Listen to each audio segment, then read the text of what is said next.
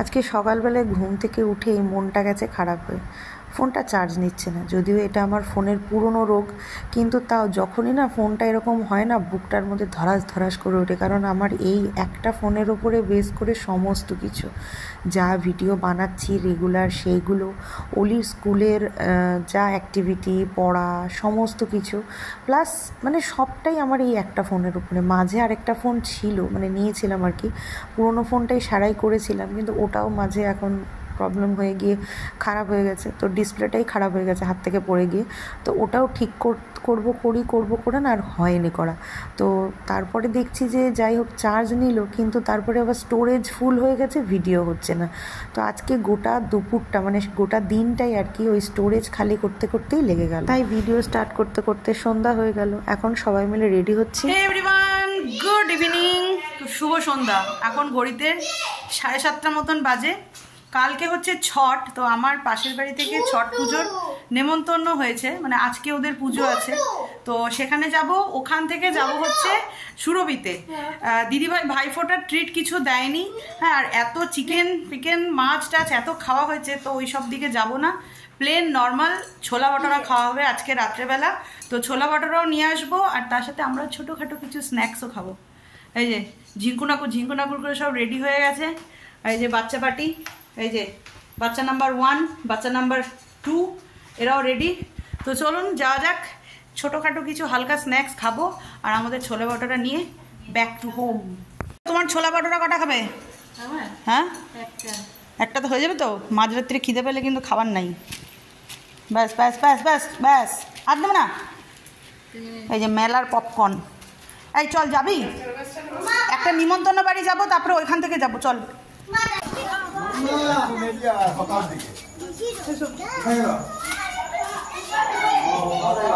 ভাবি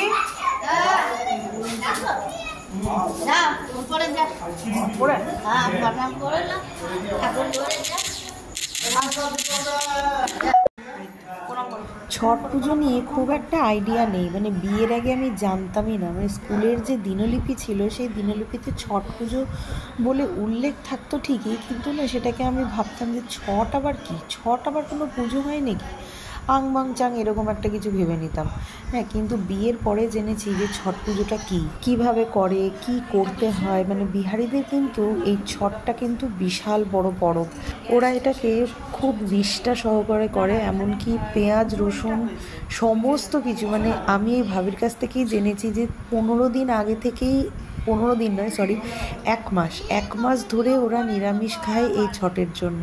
হ্যাঁ, মানে পেঁয়াজ রসুন সমস্ত কিছুর থেকে দূরে থাকে, এমনকি মানে ভাত খাওয়া কাপড়ে নাকি ওরা কাঁচা জামা কাপড় পর্যন্ত ধরে না। মানে প্রচুর নিয়ম, প্রচুর। এবার আসি প্রসাদে আর খাওয়া দাওয়াতে।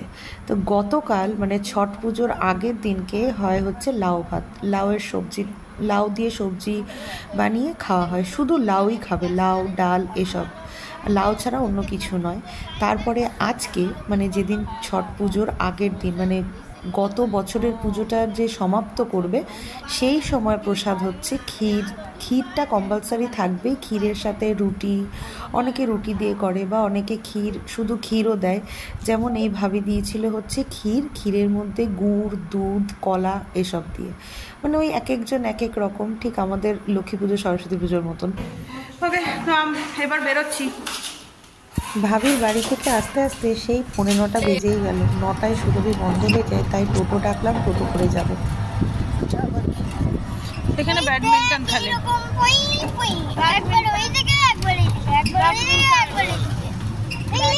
কে বলবে, দেখো দুদিন আগে এই জায়গাটা কত জমজমাট ছিল। হ্যাঁ, ঠাকুর, প্যান্ডেল, লাইট, সব কিছু। আর এখন মানে কাল পরশু দিনও জমজমাট ছিল, আর আজকে এই জায়গাটা পুরো ফাঁকা অন্ধকার। এটা খুব খারাপ লাগে। বাচ্চা পার্টি নিয়ে তো আমরা পৌঁছিয়ে গেছি। এখন একটা টেবিলে বসে তারপরে খাবার দাবার অর্ডার দেবো। রাত 9টা বাজে, কিন্তু তাও কিন্তু ভালোই লোকজন আছে, ভেবেছিলাম ফাঁকা থাকবে। এই আমার ভাবনার সাথে বাস্তবের কিন্তু মিল হয় না। আমি যেটা ভাবি তার ঠিক উল্টোটা হয়। আবার কখনো কখনো মানে না ভেবে আনএক্সপেক্টেড হয়ে যায়, মানে ভাবি না, কিন্তু সেটা এবার ভেবে মানে বোঝাতে পারছি না আর কি, ভাবি না কিন্তু জিনিসটা হয়ে যায় এরকম একটা ব্যাপার। আর দেখেছেন তো দুটো এসেই মেনু কার্ড নিয়ে পড়েছে, কি খাবে না খাবে সেটা অর্ডার দেওয়ার জন্য। কি কি অর্ডার দেওয়া হলো বল? ঠিক আছে বল, পর পর।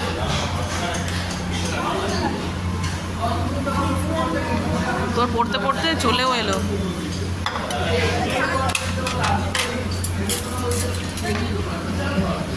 তুই পড়তেও পারলি না, দেখ চলে এলো। মোমোটা আসুক, মোমোটা একটু দিতে বলো না।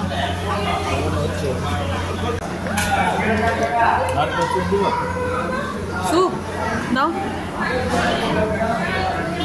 এখন ভাবলে অবাক লাগে, যখন আমি বিয়ে হয়ে অন্ডালে এসেছিলাম না, অন্ডালে কোনো রেস্টুরেন্ট ছিল না।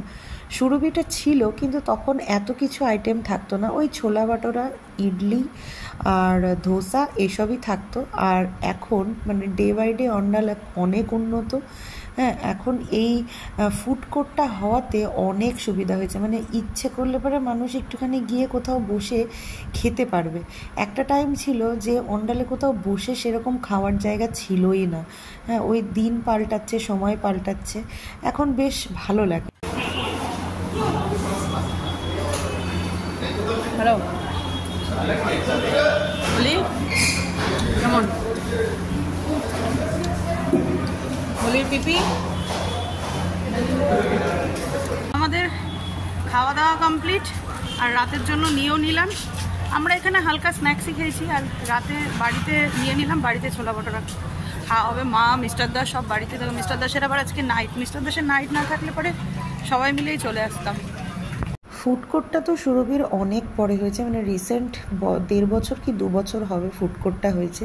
কিন্তু সবার প্রথমে এই মিষ্টির দোকানটাই ছিল, মানে এটা দিয়ে উত্তোলন হয়, তারপরে ওগুলো আস্তে আস্তে হয়। তো সবার জন্যই তো কিছু না কিছু নিয়েছি, গোপুবাবুর জন্য কিছু নেব না সেটা তো হয় না, তাই গোপুবাবুর জন্য একটু মিষ্টি নিয়ে নিলাম। ছোলা বাটাটা এখন এই সাইজ হয়েছে? হ্যাঁ, কেন আরো বড় লাগবে, আরো মোটা? কিরে, দিন তো আজকে ভালোই গেল। কি ছিঁড়ে দেবো? এই যে ট্রিটটা দিচ্ছি তার জন্য আপনারা কি আমাকে ধন্যবাদ একবারও জানিয়েছেন? আপনাকে যে ভাইফোঁটার দিনকে আমি খাইয়ে দিলাম, এই যে আবার কালকে একটা ট্রিট পাবেন আপনি ভাইফোঁটা উপলক্ষে। দেখুন আপনারাই দেখুন কিরকম দাস বংশের সব খেতে বসে গেছে।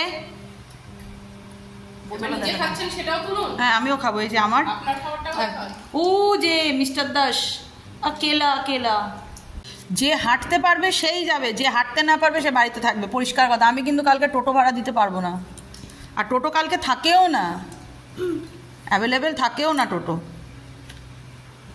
চিন্তা ভাবনা করবি, কি করবি করে জানা। রাত্রির 11টা বাজে, সব ঠ্যাং ছড়িয়ে, এটা তো শুয়ে গেছে, এটা কালকে সকালে স্কুল আছে, এটা এখন ঠ্যাং ছড়িয়ে ভাবছে ঘুমাবে কি ঘুমাবে না, আর ওটা এখন ঠ্যাং ছড়িয়ে ফোন দেখছে, ভাবছে কি পোস্ট করবে আর কোন পোস্টটা বাকি আছে।